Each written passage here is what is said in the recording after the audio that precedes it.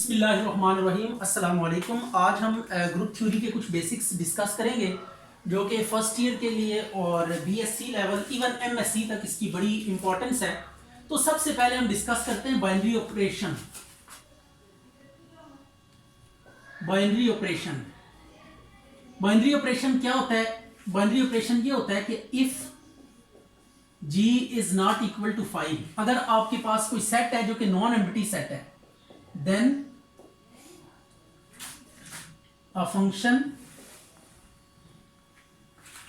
steric from G cross G to G is known as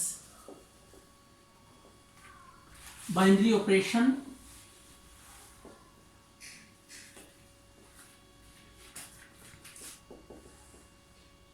for any A B belongs to G implies A steric B belongs to G। यानी ये किसी भी set के दो elements को लेता है बाइनरी ऑपरेशन और उसी सेट के किसी एलिमेंट पे जाके वापस क्या कर देता है, मैप कर देता है। जैसे हम क्या करते हैं, नेचुरल नंबर्स का सेट लेते हैं 1 2 3 4 5 अप टू सो ऑन, ये हमने सेट लिया और 2 में जब हमने 3 को ऐड किया, 2 और 3 दो एलिमेंट्स पिक किए और ये पिक करने के बाद जब इन्हें ऐड करेंगे तो 2 + 3 5 अगेन आपके पास क्या इसी सेट का मेंबर है, ये आपके पास एक नेचुरल नंबर आ गया। अच्छा, ये बात आप ध्यान में रखिएगा कि बाइनरी ऑपरेशंस के लिए जरूरी नहीं होता कि ये दोनों एलिमेंट्स एक ही सेट से लिए जाएं, ये एक से ज्यादा सेट से भी लिए जा सकते हैं, ठीक है। और ये भी जरूरी नहीं होता कि जब आप बाइनरी ऑपरेशन अप्लाई करें तो जो रिजल्ट है वो उसी सेट का एलिमेंट है।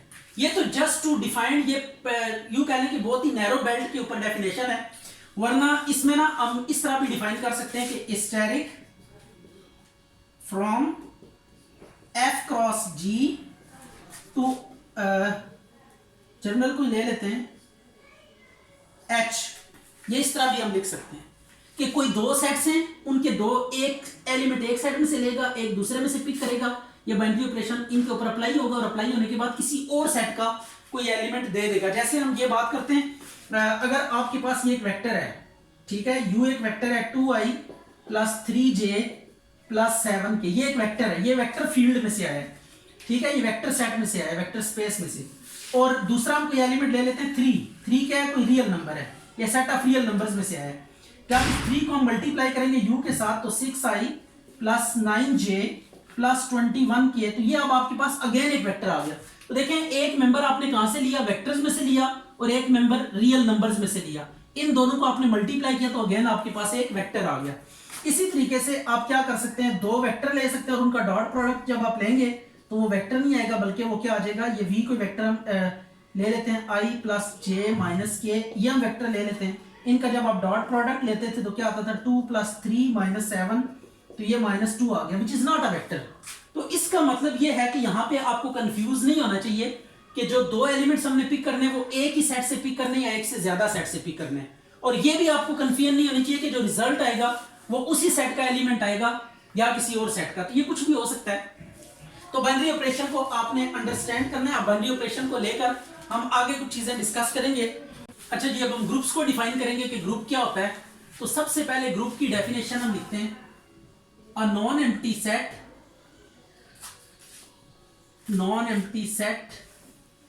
G is known as group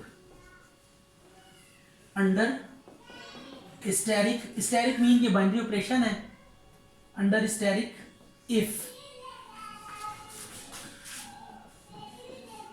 G is closed under steric, G is associative with respect to steric। इसका मतलब ये, क्लोज का मतलब ये है कि कोई भी दो एलिमेंट्स आप G के अंदर से लेंगे तो इंप्लाइज A स्टेरिक B भी जो है वो भी क्या करना चाहिए, G से बिलोंग करना चाहिए। और एसोसिएटिव का मतलब ये है कि अगर ए बी सी तीन एलिमेंट्स आप जी में से लेंगे तो ये ब्रैकेटिंग प्रॉपर्टी है, हमने पहले डिस्कस की है लास्ट किसी लेक्चर में, ये आ गया। थर्ड है identity with respect to steric exists in G, i.e. E belongs to G, known as identity element if for any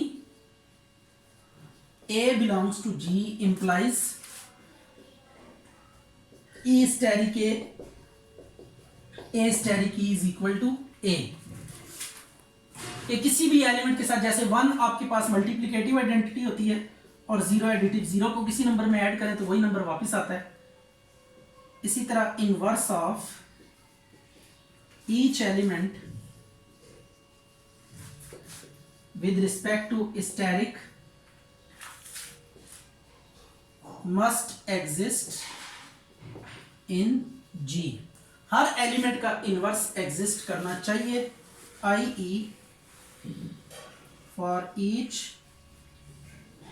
A belongs to G, there exists B belongs to G implies A steric B is equal to B steric A is equal to E।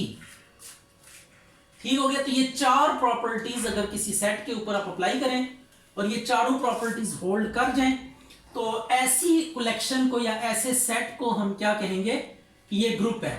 अच्छा, एक बात, जी is closed under steric, अगर किसी set के ऊपर सिर्फ ये पहली प्रॉपर्टी होल्ड करे तो उसको आप ग्रुपॉइड कहते हैं। अगर कोई भी ऐसा नॉन एम्प्टी सेट लें जो किसी बाइनरी ऑपरेशन स्टेरिक के रिस्पेक्ट से क्लोज हो, यानी फर्स्ट प्रॉपर्टी सिर्फ उसके ऊपर होल्ड करे, तो दैट इज कॉल्ड एज ग्रुपॉइड, अगर सिर्फ पहली प्रॉपर्टी सेटिस्फाई करे। इसी तरह अगर कोई सेट ये पहली 2 प्रॉपर्टीज को सेटिस्फाई करे उसको हम सेमी ग्रुप कहते हैं। अगर किसी सेट के ऊपर किसी बाइनरी ऑपरेशन स्टेरिक के रिस्पेक्ट से ये 2 प्रॉपर्टीज होल्ड करें, ऐसी कलेक्शन को हम क्या कहेंगे, सेमी ग्रुप कहेंगे।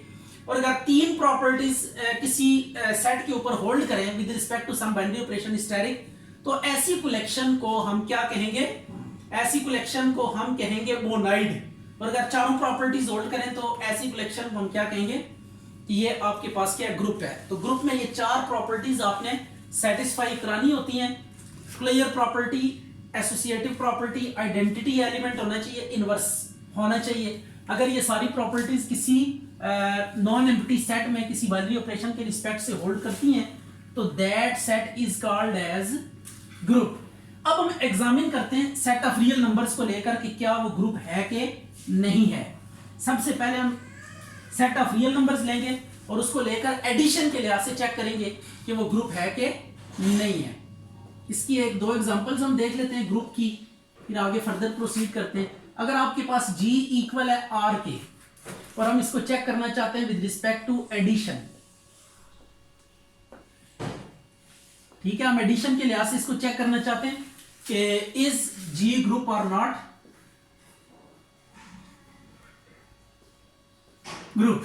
तो अब इसमें सबसे पहले हम क्या करेंगे, क्लियर प्रॉपर्टी को लेकर आएंगे। सबसे पहले क्लियर प्रॉपर्टी, आपको एक बात पता होनी चाहिए, जब भी 2 रियल नंबर्स को हम ऐड करते हैं तो आपके पास अगेन एक रियल नंबर आता है। ऐसा कभी नहीं हुआ कि आप 2 रियल नंबर्स को ऐड करें तो कोई अल्फाबेट आ जाए, या कोई 2 रियल नंबर्स को आप ऐड करें तो अयोटा वाला कोई नंबर आ जाए। ऐसी कोई कंडीशन पॉसिबल नहीं है।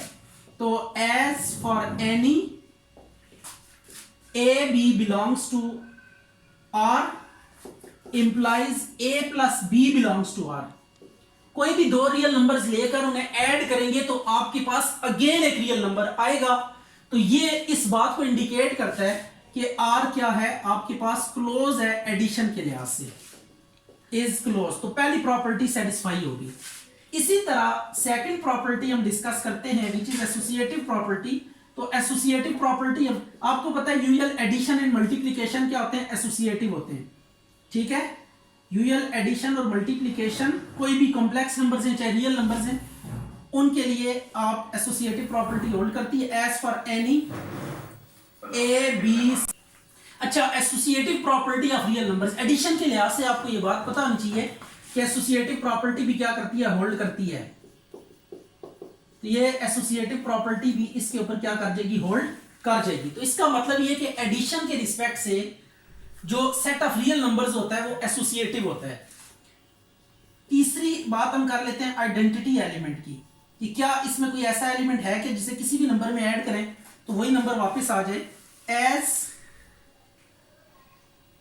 0 बिलोंग्स टू आर, 0 आपको पता है रियल नंबर है, and for any a belongs to r implies 0 plus a plus 0, किसी भी नंबर में 0 ऐड करें तो वही नंबर वापस आ जाता है। तो ये आप देख सकते हैं कि आपके पास क्या आ गई है, आइडेंटिटी भी एग्जिस्ट कर गई है। तो this implies identity with respect to addition exist in R, identity भी एग्जिस्ट कर गई। इसके बाद फोर्थ प्रॉपर्टी है इनवर्सेस। आपको पता है as for any a belongs to r there exists minus a belongs to r। आपको पता है किसी भी रियल नंबर को अगर माइनस से मल्टीप्लाई करें तो वो स्टिल रियल नंबर ही रहता है। अगर किसी भी रियल नंबर को आप माइनस से मल्टीप्लाई करें तो वो नेगेटिव ही रहता है। तो इसका मतलब ये जो a है, कोई भी रियल नंबर है, चाहे ये नेगेटिव या पॉजिटिव है, वट एवर इज, इसको जब माइनस से मल्टीप्लाई करेंगे तो जो नया नंबर आएगा वो भी क्या होगा, एक रियल नंबर ही आएगा। और इन दोनों का जब आप सम करेंगे a और प्लस माइनस a या माइनस a में प्लस a करेंगे तो 0 आ जाएगा। तो इन दो नंबर्स को हमने सम किया तो आइडेंटिटी एलिमेंट आया। तो this implies inverses with respect to steric, with respect to addition, यहां पे स्टेरिक की जगह पे एडिशन है, एग्जिस्ट इन G। तो ये सारी प्रॉपर्टी सेटिस्फाई करगी, क्लियर प्रॉपर्टी भी होल्ड करगी, एसोसिएटिव प्रॉपर्टी भी, आइडेंटिटी भी, इनवर्सेस भी। तो this implies R addition is group. तो ये एडिशन के लिहाज से जो सेट ऑफ रियल नंबर्स है ये ग्रुप है। आप बिल्कुल इसी तरह सेट ऑफ इंटीजर्स को लेकर भी प्रूव कर सकते हैं कि वो भी एडिशन के लिहाज से क्या है, ग्रुप है। इसी तरह सेट ऑफ रैशनल नंबर्स को लेकर भी आप प्रूव कर सकते हैं कि वो भी क्या है, ग्रुप है अंडर एडिशन। अब हम बात करते हैं मल्टीप्लीकेशन की, कि मल्टीप्लिकेशन के लिहाज से ये ग्रुप है कि नहीं है। तो हम स्ट्रेट अवे कह देंगे, अगर आपको डायरेक्ट पता लग जाए कोई प्रॉपर्टी ऐसी नजर आ जाए कि जो ग्रुप वाले प्रॉपर्टी को वायलेट करती है, तो आप क्या कह सकते हैं कि ये क्या है, ग्रुप नहीं है। तो अब जब मल्टीप्लिकेटिव के लिहाज से मैंने लिखा तो एकदम मेरे जहन में एक प्रॉपर्टी गूंज गई, और वो कौन सी प्रॉपर्टी है, 0। 0 एक ऐसा नंबर है जिसका मल्टीप्लिकेटिव इनवर्स एग्जिस्ट नहीं करता। हमारे पास कोई ऐसा नंबर नहीं है कि जिसे 0 से मल्टीप्लाई करें तो आपके पास क्या आए, 1 आए। मल्टीप्लिकेशन में जो आइडेंटिटी एलिमेंट होता है वो क्या होता है, 1 होता है। तो अब आपने ये बात याद रखनी है कि अगर हम मल्टीप्लिकेशन के लिहाज से देखना चाहते हैं तो सबसे पहले आप क्लियर प्रॉपर्टी लिखेंगे। हमें पता है ये ग्रुप नहीं है, लेकिन हम देखते हैं कौन कौन सी प्रॉपर्टीज ये सेटिस्फाई करता है। तो as for any a b belongs to r implies a into b belongs to r। आपको पता है कोई भी दो रियल नंबर्स लेके उन्हें मल्टीप्लाई करें तो वापस से रियल नंबर ही आता है। तो this implies r dot is closed, ये क्लोज है विद रिस्पेक्ट टू मल्टीप्लिकेशन। अब दूसरी प्रॉपर्टी हम चेक करते हैं, दैट इज एसोसिएटिव प्रॉपर्टी। तो यूजुअल मल्टीप्लिकेशन हमेशा क्या होती है, एसोसिएटिव होती है। तो अब एसोसिएटिविटी भी क्या कर जाएगी, होल्ड कर जाएगी। As for any A B C belongs to R, as for any A B C belongs to R implies. अच्छा, एसोसिएटिव प्रॉपर्टी जो है एडिशन के लिहाज, मल्टीप्लिकेशन के लिहाज से वो भी क्या करेगी, होल्ड करेगी इसके ऊपर। This implies R dot is associative. तो अब पहली प्रॉपर्टी जो सेटिस्फाई करता है वो क्या होता है, ग्रुपाइड होता है। इसका मतलब ये ग्रुपाइड है मल्टीप्लिकेशन के लिहाज से। अब एसोसिएटिव प्रॉपर्टी भी होल्ड कर रही है तो ये सेमी ग्रुप भी हो गया, ये मल्टीप्लिकेशन के लिहाज से सेमी ग्रुप भी है। अब हम आइडेंटिटी की बात करते हैं। Identity as 1 belongs to R and for any A belongs to R implies 1 into A into 1 is equal to A। कोई भी दो किसी भी नंबर को 1 से मल्टीप्लाई करें तो वही नंबर वापस आ जाता है। तो this implies identity with respect to multiplication exist in R। R में आइडेंटिटी भी हमें मिलेगी। तो तीन प्रॉपर्टी सेटिस्फाई कर गया। तो जो भी सेट तीन प्रॉपर्टी सेटिस्फाई करते हैं किसी बाइनरी ऑपरेशन के रिस्पेक्ट से, उसे आप क्या कहते हैं? मोनाइड कहते हैं। तो अब ये मोनाइड भी हो गया। अब फोर्थ प्रॉपर्टी की बात करते हैं इनवर्स की, इनवर्सेस की। As for 0 belongs to R there does not exist any A belongs to R। कोई रियल नंबर ऐसा एग्जिस्ट नहीं करता कि जिसको 0 से मल्टीप्लाई करें या 0 को उससे मल्टीप्लाई करें तो आपके पास 1 आए। ऐसा कोई एलिमेंट नहीं है हमारे पास। There does not exist any number A belongs to R such that कि उस नंबर को 0 से मल्टीप्लाई करें या 0 को उससे। तो हम क्या लिखेंगे? This implies 0 has no multiplicative inverse. 0 का मल्टीप्लिकेटिव इनवर्स एग्जिस्ट नहीं करता। तो इसका मतलब यह कि अब इनवर्स में एक भी एलिमेंट का इनवर्स अगर एग्जिस्ट ना करे तो वो ग्रुप नहीं रहता। तो this implies G dot is not group. यह आपके पास ग्रुप नहीं है। ये ग्रुपॉइड भी है, सेमी ग्रुप भी है, मोनाइड भी है, बट ये ग्रुप नहीं है। इसी तरह आप सेट ऑफ रैशनल नंबर को ले लें तो आपको पता है कोई भी दो रैशनल नंबर अगर आप लेते हैं तो उनका जो प्रोडक्ट है या सम है वो भी रैशनल होता है। उनमें एसोसिएटिव प्रॉपर्टी भी होल्ड करती है। 1 एक रैशनल नंबर है, 0 भी रैशनल है। एडिशन और मल्टीप्लिकेटिव आइडेंटिटी भी सेट ऑफ रैशनल नंबर में एग्जिस्ट करती हैं और इनवर्सेस भी एग्जिस्ट करते हैं। बट 0 का इनवर्स रैशनल है, 0 उसका इनवर्स एग्जिस्ट नहीं करेगा।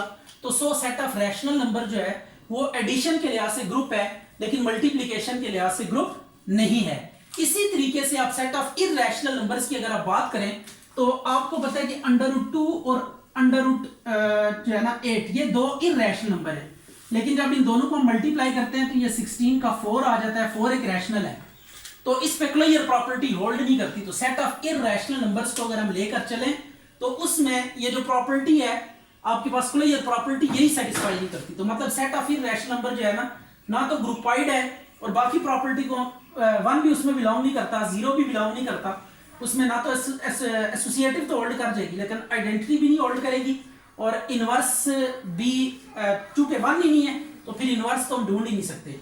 ठीक है। तो सेट ऑफ इरैशनल नंबर्स जो है वो भी मल्टीप्लिकेशन या एडिशन के लिहाज से ग्रुप